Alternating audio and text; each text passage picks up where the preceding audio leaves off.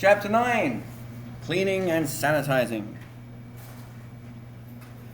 Our learning objectives will be defining cleaning and sanitizing, identifying the 5 steps of manual warewashing, so the 3-pot sink, knowing sanitizer types and correct concentrations, determining how and when to clean and sanitize food contact surfaces.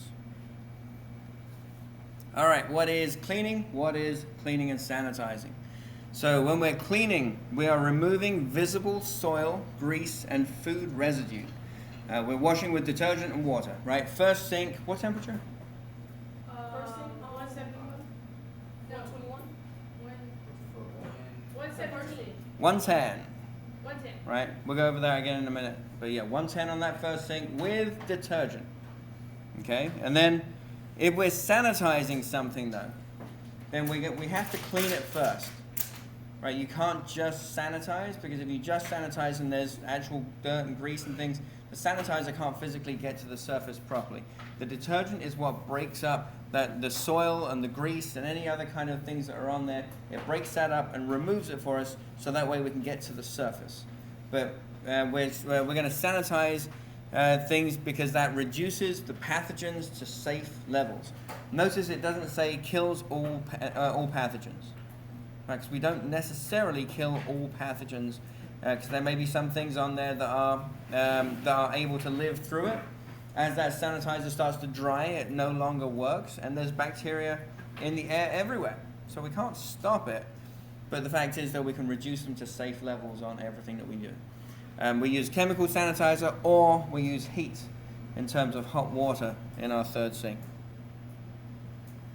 When do we clean and sanitize? So we start cleaning and sanitizing before starting food preparation processes, between different foods, especially raw and ready-to-eat foods, right? We don't want any cross-contamination. After any interruptions. So say if I'm making some ham sandwiches on my station here, and then I'm going to take my 15-minute break. I'm going to wash, rinse, sanitize before I start back up again on that space. Why would I do that? In 15 minutes? No. 15 minutes isn't that long, but I should still wash, rinse, sanitize between. What would be a reason why I should wash, rinse, sanitize? In case an allergen came in contact with the surface? Could be. What would make something like that happen? What would make some... A spill. Right. So while I'm out for my break, I don't know what happened at my station. I can't guarantee that something didn't happen, that something didn't get spilled, someone didn't come along and just use the side of my cutting board and my knife to go and cut some raw chicken, not really thinking about it, and now I come back and I start making my ham sandwiches again. All right, so when there's a break, we always make sure wash, rinse, sanitize, so that we can guarantee it's safe. And then after each use, or every 4 hours during continuous use, right, each time we should be cleaning and sanitizing. Manual warewashing. So our 3-compartment sink is known as manual because we're using our handy hands. Warewashing is basically washing our pots, pans, knives, forks, spoons, anything, right? So we've got 5 steps. We always scrape or pre-rinse items, right? We need to get down to the surface, otherwise we can't properly go through the process. And otherwise our first sink is going to be more like soup. And then we wash in the first sink 110 degrees or higher with detergent. All of the water that we're using in our 3-pot sink is potable water. What does potable water mean? Drinkable. Drinkable water, right? Safe water. And then we rinse in the second sink. Clean, potable water. Third sink, we should have some kind of correctly measured out sanitizer, because we're going to either use sanitizer or we're going to use time and temperature if we're using heat. What temperature does the heat have to be again? 171, right? And then we air dry. We invert everything, so that way it's not collecting that bowl of sanitizer in there. We invert everything on all of our racks and all of our shelves, so that way it can drip dry, and we don't have things sitting next to each other like our cutting boards. We don't have them sitting next to each other where they're touching each other, because then the air can't circulate to dry that out. We don't want any leftover moisture anywhere, because when there's no moisture, then pathogens can't grow. Right? So sanitizer concentrations. So we have 3 types of sanitizer, chemical sanitizers that we use. Okay, we have chlorine or bleach. We have quaternary ammonium, and then which we also call quats, and then we have iodine. So our chlorine bleach, and it's important that you know these items. Okay, so the concentration, the parts per million, versus the water, versus the actual chemical that we're adding in there. The concentration of chlorine is between 50 and 100 parts per million, and we should be using it with water temperature that's pretty warm, 75 to 100 degrees. It only requires 7 seconds for that chlorine bleach to work, to kill everything that's on that surface. Okay, that's important. It can come up where it starts asking about times that you have it in contact. With the Quats sanitizer, we generally have to follow what the manufacturer's labels say, because it can be different from brand to brand. There's lots of different types, different formulations of Quats sanitizers, but typically they're between 200 and 400 parts per million is what's required. These ones are basically a warm room temperature, 75 degrees Fahrenheit for 30 seconds. Right, that's the one that we use in our sink. So we have to make sure that it stays in contact for 30 seconds. And then iodine, we only use a tiny amount of iodine. It's incredibly potent. So 12.5 to 25 parts per million with iodine working very efficiently. It only requires to be at 68 degrees Fahrenheit, and again 30 seconds or more in that sanitizer liquid. So the concentration should be verified using test strips, like the strips we have that we'll go and dip in there and compare it to the chart to make sure that it's the correct color, which indicates it's the correct parts per million. And we should be checking that just to make sure that it doesn't get diluted. The biggest likelihood, because we're going wash, rinse, sanitize, the biggest likelihood is that rinse water getting dumped into the sanitizer. So across the time that it's being used, you've got more and more water that ends up in that third sink. That's where you can end up with that sanitizer not working because it's not strong enough. So testing it is always a good thing to do. Hot water sanitizing. So as we mentioned before, minimum temperature 171 Fahrenheit. That is hot. Right? If you had our rubber gloves on and you're dipping your hands into 171 degree water, your hands will burn. Right, so you have to have special gloves, like thick gloves, or you have to have a special shelving system that actually raises it and lowers it for you into that water. These are the kinds of things they'll have in places like hospitals where they may not want to have chemicals interacting with with anything to do with the patients if there's some sensitivities. Maybe in some retirement homes and things like that, they may use these things as well. But so there's a heating element that's in that third sink to keep it at 171 or above. Because if you just pour the water into there from a regular tank, generally tanks don't get that hot. So you're having to actually heat up hot water from the hot tap already, and then you have to keep it hot. So it takes quite a lot of energy to do that. But you must immerse it fully for 30 seconds. It's not a matter of just splashing this product over it. It's got to be fully immersed. So you have to have large sinks for the big chopping boards and big pieces of equipment. But it's it's something that's popular in places where they don't want to use the chemicals. Mechanical ware washing. So now we're talking about using machines, dishwashing machines, and pot washing machines. So they must reach the proper wash and rinse temperatures. So high temp final rinse, and this is the one that generally comes up in the exams, is 180 Fahrenheit. So our dishwasher, we must make sure that when anything goes through there, that on that final rinse as it goes through, when it's sanitizing, it must hit 180 Fahrenheit. Say if you get an exam question and you're like, I can't remember what that is. And say if it says like 145, 155, 165, 180. Then when you look through there, could it be 145 or 155? If there's some chicken residue on there, right? Because that wouldn't be hot enough to even cook it, let alone sanitize it in the machine. So you can automatically knock a couple of those out anyway. Yeah. Do you need to know the Celsius No. version? No. And that goes with any of these temperatures. Don't worry about the Celsius. Just remember, if you want to do Celsius, you can. But I would recommend you just pick one or the other. If Fahrenheit, because that's what we generally use over here, then just remember Fahrenheit. Don't try and remember both. It's too much. Otherwise, you're doubling everything you're going to remember. I don't remember all those Celsius ones anymore. I'm getting older. But yeah, so for that one, the high temp machines, that's generally what they refer to on the exams. 180 degrees Fahrenheit is where it must reach. If you have a chemical rinse, so it's basically using like a maybe a bleach type sanitizer in there, then 121 is required. Sorry, 120 Fahrenheit is required. We should either use temperature sensitive tape, irreversible test strips, or an irreversible registering thermometer daily. What on earth am I talking about?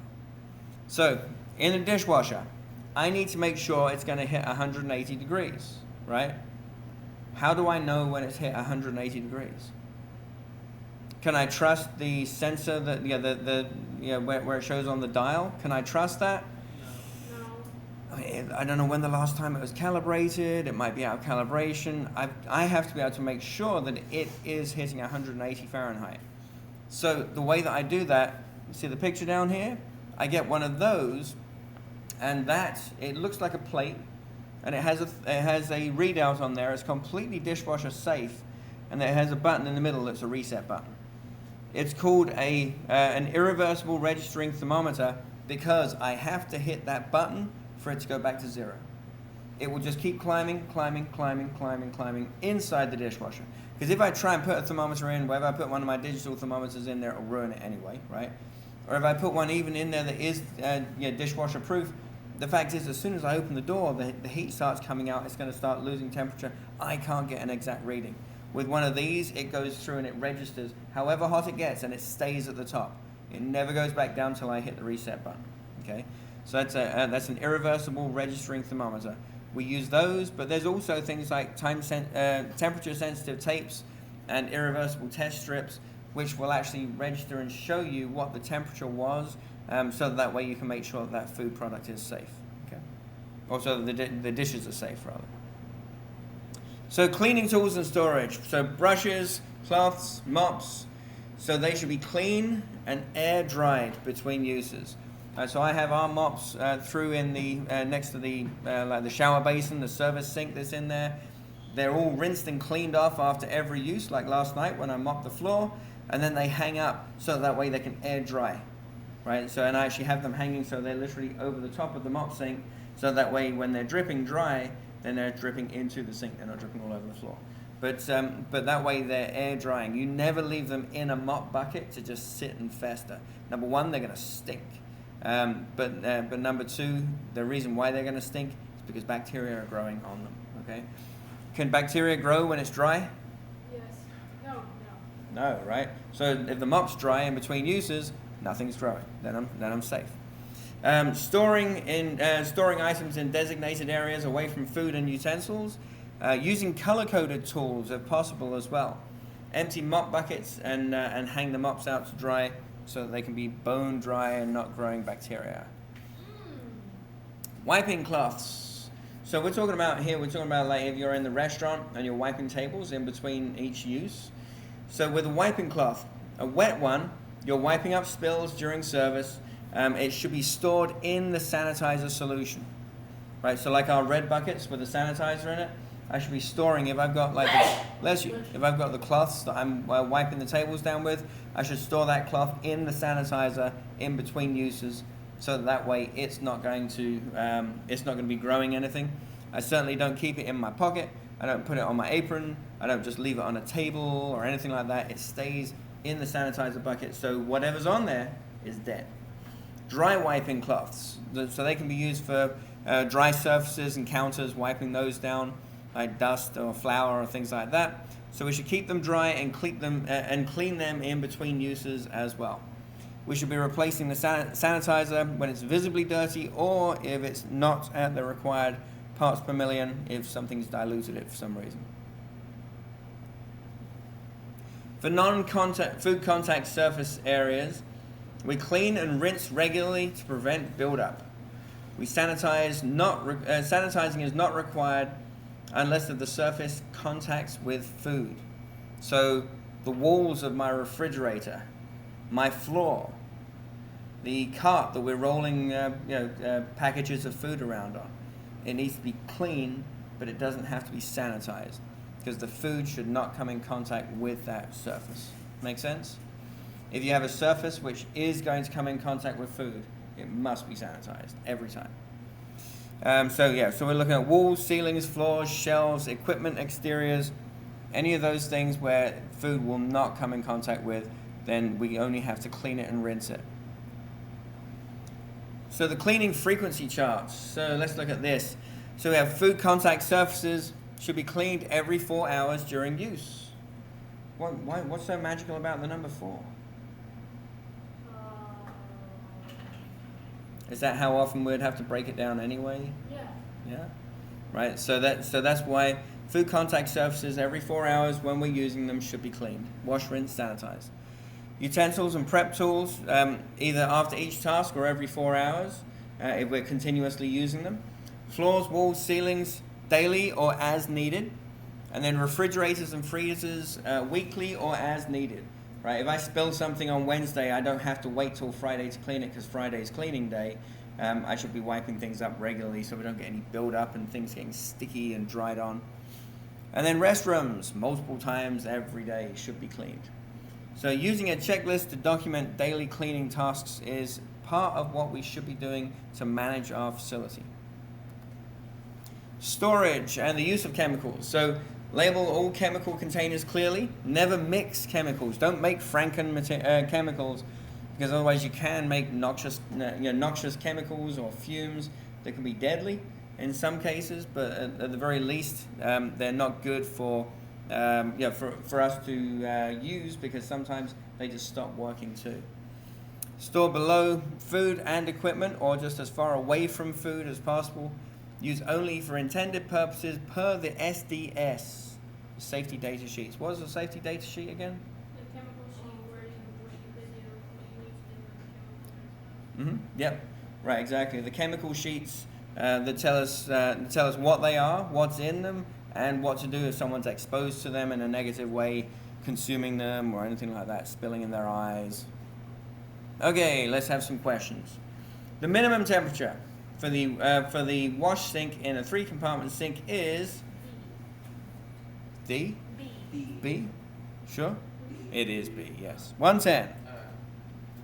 Chlorine sanitizer must contact the surface for how long? All right, let's get someone else. 7 seconds. Yep, chlorine bleach, 7 seconds. Iodine sanitizer works best at what concentration? B is correct, yes. Only needs a tiny, tiny amount. 12.5 to 25 parts per million. High temperature dish machines must reach at least what temperature? C, 180 is correct. Don't need to be smart. How should wet wiping cloths be stored between uses? In the detergent, the sanitizer, in a clean rinse water, or on counters? Wait, what is that? Bingo. In the sanitizer. Yes. Yeah, I know. Okay, so our manager has responsibility to verify sanitizer concentrations daily, provide correct test kits, train employees on cleaning frequencies and the steps they should take, and then maintaining the SDS sheets and maintaining what happens on those SDS sheets and our chemical inventory in general. As a summary, so we clean, which removes the soil, the dirt from things. We sanitize, that reduces pathogens, the bad bugs. We're following the 5 steps for manual washing, monitoring our sanitizer concentration and contact time, and then storing and labeling cleaning chemicals safely. That is Chapter 9.